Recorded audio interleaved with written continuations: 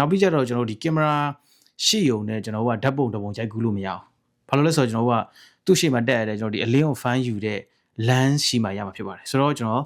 ဒီနေ့ lens အကြောင်းကိုလည်းပဲကျွန်တော်အနေငယ်ချင်းချုပ်ကလေးပြောပြပေးချင်ပါတယ်ပထမဆုံးအနေနဲ့ကျွန်တော်ဒီဓာတ်ပုံဆရာတိုင်းဓာတ်ပုံဝါသနာရှင်တိုင်းမရှိမဖြစ်စောင့်ထားရမယ့် lens ပေါ့ဗျာအဲ့ဒါတော့ကျွန်တော်ဒီ prime lens ရှိမယ်ကျွန်တော်ဒီ normal zoom lens ရှိမယ်နောက်တစ်ခုကကျတော့ကျွန်တော်ဒီ tele ရှိမယ်နောက်တစ်ခုကကျတော့ wide ရှိမယ် macro ရှိမယ်ပေါ့ဗျာပထမဆုံးအနေနဲ့ကျွန်တော်ဒီ prime lens အနေနဲ့စပြောမယ်ဆိုရင် prime lens ကကျတော့ကျွန်တော်ဒီအလင်းဝင်ပေါက်အလင်းတကားဖွင့်နိုင်ရန်ကြီးတယ်ဆိုတော့ကျွန်တော်ဒီ low light တွေမှာအရန်ကောင်းတယ်နောက်တစ်ခုကကျတော့ကျွန်တော်ဒီလူပုံအလှပုံလေးရိုက်တဲ့နေရာတွေမှာကျွန်တော်ဒီ shadow depth of field အရန်ကောင်းတယ်background ကိုကျွန်တော်ဒီဝါပြီးတော့လုံးဝ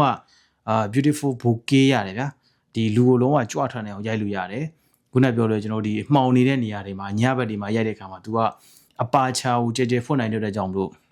လုံးဝအရန်ကောင်းတယ်သူကဒီအပါချာဆိုရှင်ကျွန်တော်ဒီ 1.2 တို့ 1.4 တို့ 1.8 တို့ကျွန်တော်ဒီဖွင့်ပြီးရိုက်လို့ရတယ်ဒါကတော့ဒါ prime lens နောက်တစ်ခုကကျွန်တော်ဒီဒီ normal zoom lens ကလည်းကျွန်တော်ဒီဓာတ်ပုံဝါသနာရှင်ဒီ beginner အတွက်စောင့်ထားတဲ့ lens တစ်လုံးပေါ့ဗျာဒါတစ်လုံးနဲ့ပြီးလာဆိုတော့လေဒါကတော့ဒီအစပိုင်းဆိုတော့ကျွန်တော်ဒီလေးလာနေတဲ့အချိန်တို့မှာဆိုတော့ကျွန်တော်တို့အတွက်တော့အဆင်ပြေပါတယ်သူကဒီ18300တို့24 90 24 90တို့အဲ့လိုမျိုးတွေဗျာnormal zoom lens လေးတွေnormal zoom lens လေးကြတော့သူကျွန်တော်တို့အတွက်မရှိမဖြစ်ပေါ့စောင့်ထားလို့လည်းရတယ်ဒီ beginner နဲ့အတွက်ပေါ့ဗျာသူကကြတော့ဒီချေးကြည့်နောက်ဝါရိုက်မယ်ဆိုရင်ကျွန်တော်ဒီ zoom ကိုအတုံးဆွဲလိုက်ဆွဲပြီးရင်ကျွန်တော်ဒီဒါပေမဲ့သူကဒီအပါချာကသူကပုံတင်မရှိဘူးပြောင်းနေရဗျာဥပမာနဲ့ကျွန်တော်ဒီ18300ကိုကျွန်တော်က300ထိဇွဲလိုက်မယ်ဆိုလို့ရှိရင်ဒီအပါချာကကျွန်တော်ဒီ 5.6 ထိလည်းရောက်သွားနိုင်တယ်ဒါပေမဲ့ကျွန်တော်ဒီခုနကပြောတဲ့ prime lens တော့မမီဘူးပေါ့ဗျာ prime lens လောက်နီးပါကျွန်တော်ဒီကောင်းပါတယ်ဆိုတော့ဒါကတော့ဒါ normal zoom lens နောက်တစ်ခုကျွန်တော်တို့ဒီtele ကတော့ကျွန်တော်တို့တည့်ရတိုင်းပဲကျွန်တော်တို့ပြောင်းအဖြူပြောင်းကြီးဗျာ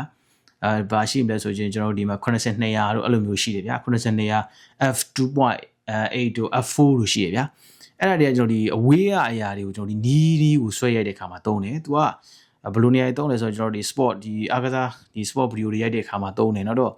ကောင်းပါတယ်သူကဒီ pre wedding တို့ event တွေရိုက်တဲ့အခါမှာဘယ်လိုနေရာတွေကောင်းလဲဆိုရင်တော့လူအများကြီးရှိတဲ့ချိန်မှာကျွန်တော်ရိုက်တယ်ဆိုရင်ကျွန်တော်တို့ကprime lens လေးတစ်လုံးနဲ့တွားရိုက်တယ်ထားလိုက်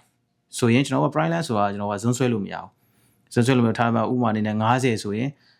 ကျွန်တော်တို့က90အထိပဲကျွန်တော်နည်းနည်းလေးရိုက်မယ်ဆိုလို့ချင်းရှေ့တို့နောက်ဆိုတွေလောက်ရတယ်85ဆို85ဒါပေမဲ့ဒီ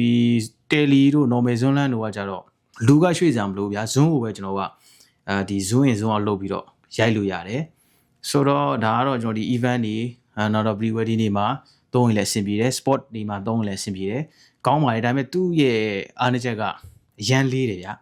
လက်နဲ့ကြာကြာကင်ထားမယ်ဆိုရင်ကျွန်တော်တို့ဒီ handshake တွေပါတယ်ဖြစ်နိုင်တယ်ကြာကြာမကင်နိုင်ဘူးဆိုတော့ဒီ tripod လေးနဲ့ရိုက်ရင်တော့အဆင်ပြေရောဒါကတော့ tele zoom lens ဈေးလေးရန်ကြည့်တယ်ဒါပေမဲ့အပါချာနဲရှိတဲ့ဟာတွေဝယ်မယ်ဆိုတော့ဈေးကြီးရောဗျာ f4 လို့ပါဆိုတော့ဈေးနည်းနည်းသက်သာတာပေါ့လေဒါကတော့ tele zoom lens ရှိမယ်နောက်တစ်ခုကျွန်တော်ဒီ wide lens ကတော့ကျွန်တော်ထားပါတော့အခန်းကြီးကြီးလေးထဲမှာတို့အောက်တော့ထွက်တဲ့ခါမှာမြင်ကွင်းကြဲကြဲရိုက်ရှင်တဲ့ခါတွေမှာသုံးပါတယ်ဒါကတော့ wide lens နောက်တစ်ခုကျွန်တော်ဒီ macro ကတော့ကျွန်တော်ဘယ်နေရာမှာသုံးလဲဆိုရှင်ကျွန်တော်ဒီ portrait တွေမှာလည်းသုံးလို့ရတယ်အရန်ကောင်းတယ်သူကဒီ magnification ဆိုတဲ့ဒီ1:1 ပေါ့ဗျာပုံမှန်အနေထားတိုင်းဆွဲကြည့်လို့ရတယ်ကြည်လင်းတယ်ဗျာနောက်တစ်ခုဘယ်လိုနေရာတွေမှာသုံးလဲဆိုရှင်တို့ဒီ product photography တွေမှာရိုက်တဲ့ခါမှာသုံးတယ် jewelry ပေါ့ဗျာ jewelry မှာကျွန်တော်ဒီထားပါတော့လက်ဝတ်ရတနာတွေမှာကြွညာတဲ့အခါမှာကျွန်တော်ဒီလုံးဝထင်ထင်ရှားရှားမြင်ကျင်တဲ့နေရာဟာတွေမှာကျွန်တော်တို့ဒီ macro lens ကိုသုံးတယ်အရန်ကောင်းတယ်သူကနောက်တစ်ခုကျွန်တော်ဒီပန်းလေးတွေရိုက်တဲ့အခါမှာပန်းဝတ်မုံလေးကိုအနီးကပ်ပေါ့ဗျာအနီးကပ်ကျွန်တော်ဒီလုံးဝ focus ပြပြသားမြင်ရတယ်နောက်တော့ဒီ insert ဒီပုံမှန်တိတိလေးရိုက်တဲ့အခါမှာဗျာမျက်လုံးလေးတွေတို့ကျွန်တော်ဒီအမွှေးမြင်လေးတွေမြင်ရတယ်ဒါကတော့macro lens ဆိုတော့ကျွန်တော်ဒီနေ့ဒီ day to video မှာကျွန်တော်ဒီကင်မရာရွေးချယ်တဲ့အခါမှာရဲ့ lens ရွေးချယ်တဲ့အခါမှာရဲ့အသုံးတရအောင်လို့မလို့သူ့ရဲ့အခြေအနေလေးတွေဒီအချင်းချုပ်ကလေးကိုကျွန်တော်ဒီနေ့ sharing လုပ်ပြဖြစ်ပါတယ်ဒီဝါသနာရှင်တွေကကျွန်တော်ကဘယ်ကင်မရာဘယ် brand ဘယ် lens ဘယ် brand ကိုဝယ်ရမယ်လို့ကျွန်တော်က ပြောပြပေးတာမဟုတ်ပါဘူးဒီလိုမျိုးသိထားလို့ရှိရင်ကိုကဒီကိုကြိုက်တဲ့ brand ဒီ camera ရဲ့ lens ရဲ့ကျွန်တော်တို့ကဘယ်လိုရွေးချယ်ရမလဲကိုမှာ budget ကဘယ်လောက်ရှိတယ်ကိုက budget နည်းတယ်ဆိုရင်ဘယ် camera ကိုဘယ် level ကိုကျွန်တော်တို့အစအဝယ်မယ်lens လည်းအဲ့လိုပါပဲဒါပေမဲ့တစ်ခုသိထားမှာကျွန်တော်တို့ဒီ camera ကောင်းလို့ဓာတ်ပုံကောင်းတာမဟုတ်ပါဘူးကျွန်တော်ကဒီကိုရိုက်တဲ့ပုံမူတည်ပြီးတော့ထားမှာကျွန်တော်တို့ကဒီ camera ကမကောင်းဘူးကျွန်တော်တို့မှာကျွန်တော်ဒီ creatively ကောင်းတယ်ကျွန်တော်ဒီ vision ကောင်းတယ်ဆိုလို့ရှိရင်ကျွန်တော်တို့ပုံတွေကို frame ဘယ်လို framing ရှာတဲ့အားလဲကျွန်တော်အမြင်ရှိတယ်ဆိုရင်ကျွန်တော်တို့ရဲ့ပုံတွေကဒါလုံးဝ fine နေမှာဖြစ်ပါတယ်ဆိုတော့ကျွန်တော်တို့ကတိထားမှာဒီပညာရေးတစ်ခုလေ့လာတဲ့အခါမှာကျွန်တော်တို့ဒီပညာရေးကိုချက်ချင်းလေ့လာတာနဲ့ကျွန်တော်တို့ကချက်ချင်းတက်သွားတာမျိုးမဟုတ်ပါဘူးကျွန်တော်ဒီပညာရေးကိုဆက်တိုက်ကျွန်တော်တို့ဒီဆက်မပြတ်ပေါ့လေ့လာနေမှာဖြစ်ပါတယ်ဆိုတော့ကျွန်တော်ဒီနေ့ဒီဗီဒီယိုလေးမှာ